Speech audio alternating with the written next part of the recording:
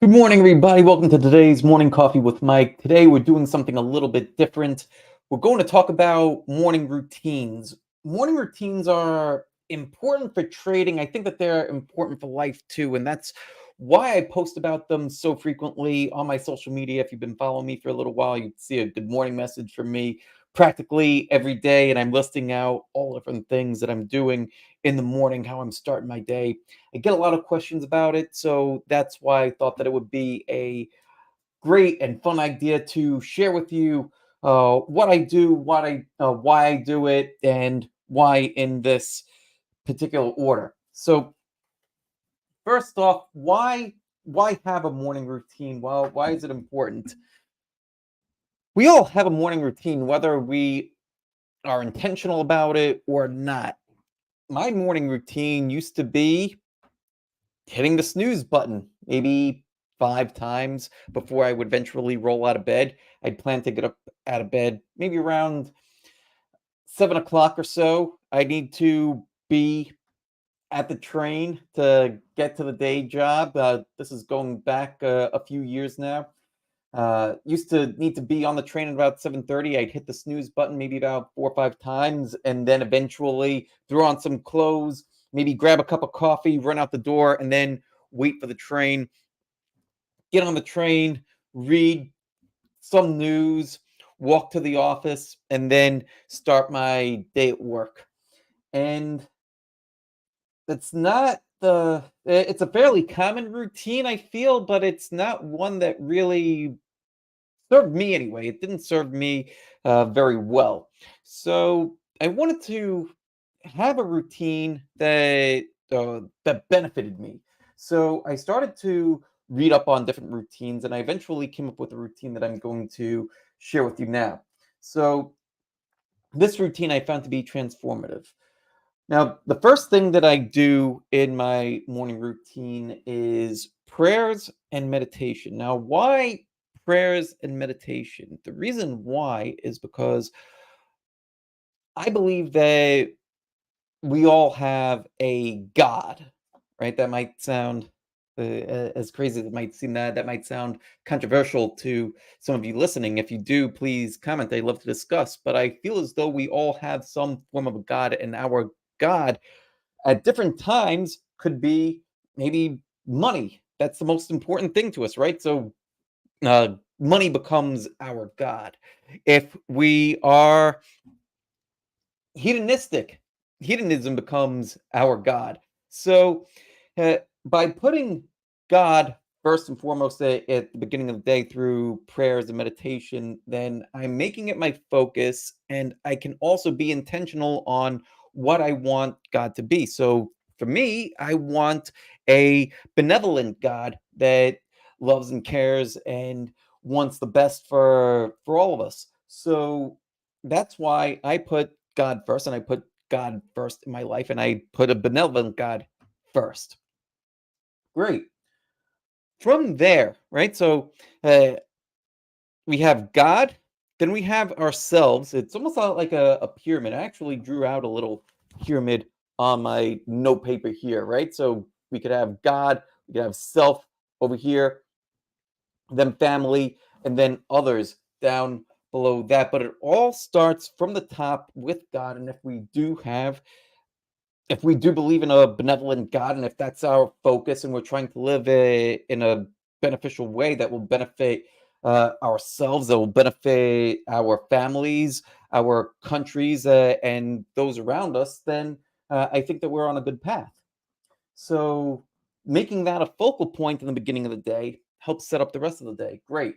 So then exercise and hydration. So when we're asleep, we'll start to become dehydrated, right? That's why one of the first things that you do when you wake up, you've got to go to the bathroom, right? So it's a great habit to drink some water the first thing that you get up. I used to drink coffee as the first thing that I get up. Oh, I've got to wake up. Let me go drink the coffee. No, it's actually better to drink water. Get yourself hydrated first. 8 ounces, 10 ounces. For me, I end up drinking about 20 ounces of water straight away. I like to mix this supplement into mine. It's called Athletic Greens. If you haven't heard about it, it's great. It has many different organic plants in there. Gives you a lot of the green vegetables that you need. I don't know about you, but I tend to not. I wouldn't have enough green vegetables in my diet if I didn't have this. So I use that, and then from there another 10 ounces of water, nice and hydrated, and then it's off to the gym. I'm running, I'll do a spin class, then I'll do weights or I'll do some kind of high intensity interval training. And then after that, I'm getting home and I'm doing yoga. This whole span, I would say, probably takes about 90 minutes or so to do the classes, get home, and then do yoga. That might sound like a lot. I think that health and well-being is important. Reason why health and well-being is so important and why I make it a priority is because if I'm not at peak condition, then I don't have the type of energy for everything else that I want to accomplish. So if I am not in peak physical condition, then I'm not able to serve my family well enough. I'm not able to serve you guys well enough. I'll be low energy. I'll be lethargic. And then looking way down the line, how am I going to be there for my future grandkids? And how am I going to be able to play and be present and do all these different kinds of things? So, health is very important, not just for right now, but for the future too. So putting it at the front of the day and making sure that it happens every single day uh, is extremely important. I believe that a healthy mind is a healthy body. So the more that we're able to take care of ourselves, the more we'll be able to do other things. And something else that I'll also add to this is that as I become more physically fit through time, the greater confidence that I've had, the more perseverance that I've had, because I'm used to pushing myself through difficult things. And when things get tough, particularly in trading, right? Times do get tough where there's plenty of times where there's different parts of trading that you just don't want to do. I don't want to do journaling. Journaling's a pain in the ass. Oh, I don't feel like running my screens. I don't feel like coming up with a trading plan. But if you've already ingrained doing difficult things and doing them consistently as part of your physical training, then you're setting yourself up for something better. And so that's why I include it every single day. Right? So then yoga, stretching, I find that to be important. That's also a bit meditative as well. Since I've started doing yoga every single day, I'm a lot more limber. I could still be a lot more limber than I am, but I'm not as tight. I'm able to do more as a result. Uh, and it's a great practice. Then shower, then prayers again, prayers and meditation again. Putting Putting God first and foremost is one of the best things that I've done recently too. This is talking the last couple of years, and it's transformative. It really is to make, because remember what I said at the beginning. We all have a God, or there will always be something at the pinnacle of that triangle, right? So if there's always going to be something at the pinnacle of that triangle, we want it to be something that will be benevolent. God is that's well, that's my belief. Yeah, and it served me well. So of course, uh, that plays a big role. Then breakfast with family. So family time and then work down to the pyramid. That's what we're doing here. So that's why I have this daily routine in place. That's why I have it early in the morning. Um, I'm glad to take questions about any of this. See a lot of people hopping in and hopping uh, around. Welcome, everybody. Hello, hello. Sean, can I work with you? Yes, you can. We're actually getting ready to open up our Mara Elite VIP program. If you wanted to do one-on-one coaching, that will be opening up at the end of the month. The only way to get access to it is if you're already on our newsletter. I'm not going to be blasting this out to social media. I want to send it out to the people that I've built more of a relationship with. And the people that I built more of a relationship with are already on our newsletter. So if you're not already on the newsletter, make sure that you are on the newsletter. Let's see. Well, what else? What other questions do you guys have?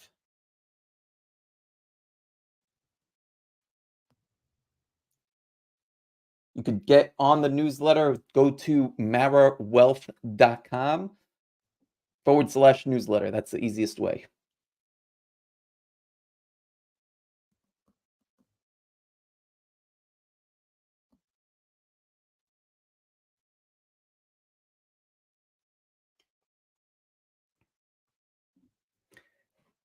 All right. Any other questions?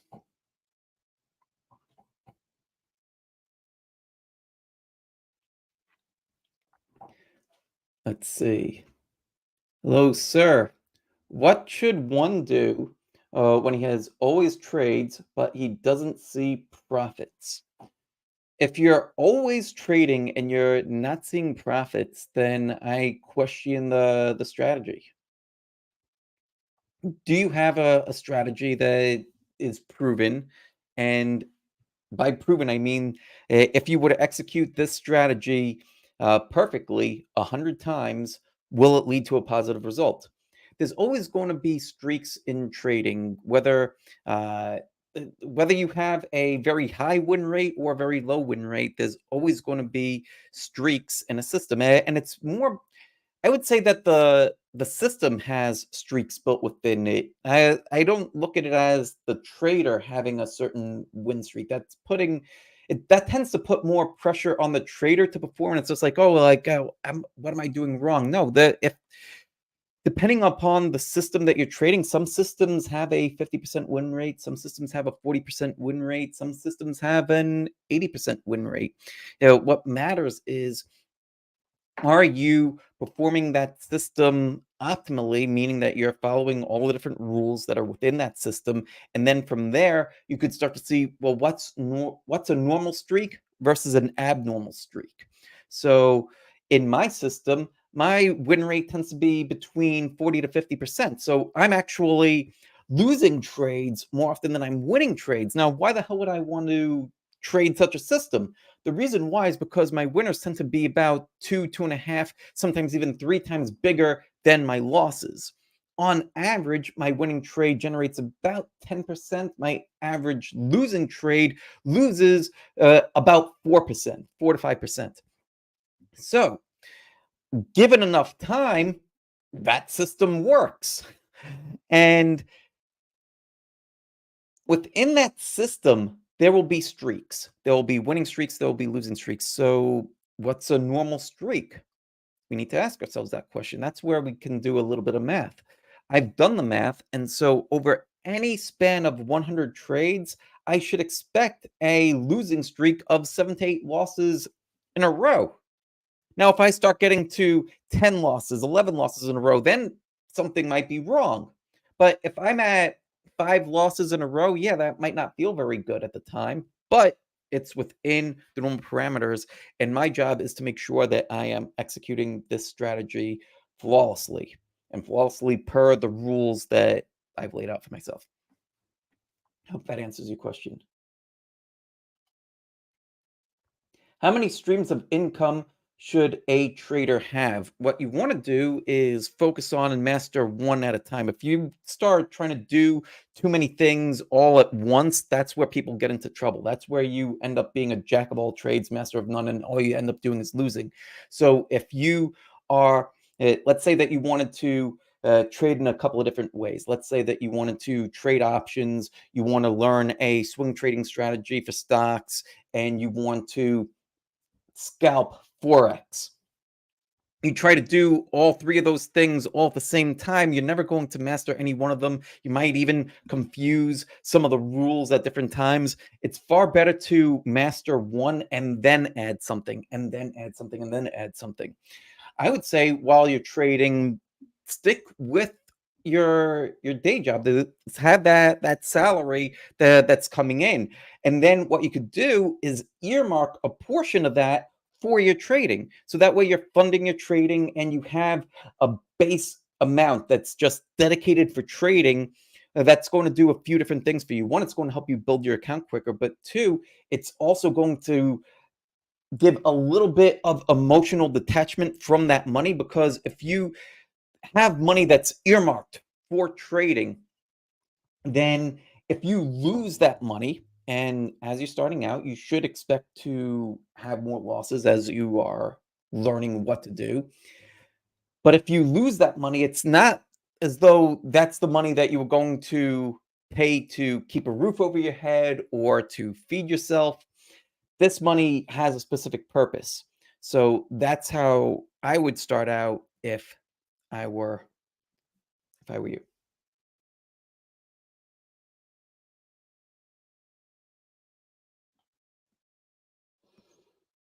See what other questions you guys have.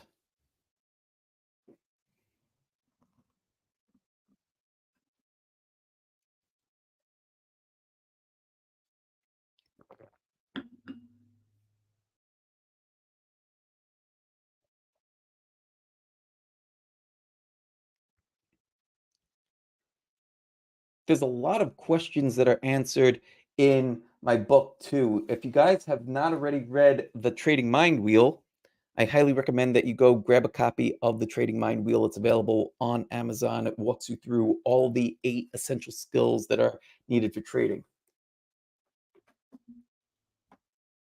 What's your take on prop firms? I don't have a strong take one way or the other. What I do feel is that if you are going to start out trading with your own money. Don't try to run out right away and try to do some funding challenge and then see that as the end goal. Learn what you're doing yourself with your own money versus I'm going to study for because this is what I see a lot of people do. I see a lot of people try to study for a couple of months and then try to pass some kind of a funding challenge. No, it's going to take you a couple of years to truly master trading. Do it on your own dime. And then as you're building your own consistency, then you'll have a line out the door for people that want you to manage money for them. And if you want to go off and do some funding challenge, get a little bit more for yourself, it'll be a cakewalk. Educate yourself first. Don't try to just go for some funding challenge. Here's how I would also see a funding challenge and for things like that. If you wanted to become a lawyer, would you sign up for the bar exam straight away? Maybe study for a month or two? Or would you go to law school for a number of years, then study for the bar, and then go off and try to be a lawyer? Right? Now, there's a natural order. It's kind of bizarre that trading, the trading industry doesn't follow that kind of thing.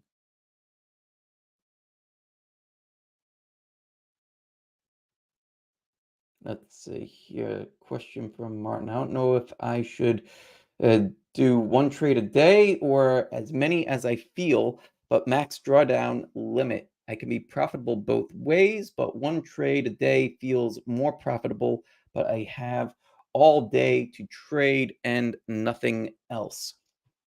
Here's what I would do. Here's what I do, and here's what I would do if I were more focused on day trading. What I would do is I want to focus on taking A level trades, right? So every single trade that comes across my screen, I'm going to rate A, B, C, and I have a process for how I'm going to do that. If I find A level trades, then I should be placing orders for those trades. And then if they trigger, then they'll do what they're going to do. Some will generate wins, some will generate losses. But if I'm finding A-level trades, I want to take those trades.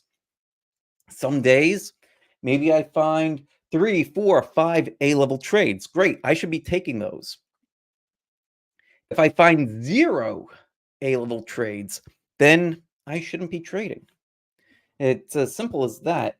One other thing to add to this discussion too is that we want to manage portfolio heat. I go into portfolio heat in the Trading Mind Wheel book.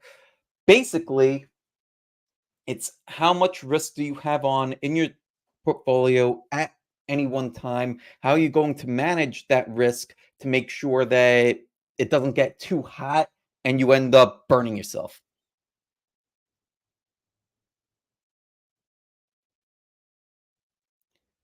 All right, and I think that that's about it for today. Guys, I want to say thank you so much for tuning in. I hope that you found this valuable. If you're not already subscribed to the channel and you're still here, well, thank you very much. And make sure that you are subscribed wherever you happen to be listening from. We'll be back here again next week, 11:30 Eastern on Friday, and I'll see you then. Take care. Much love. Peace out, everybody.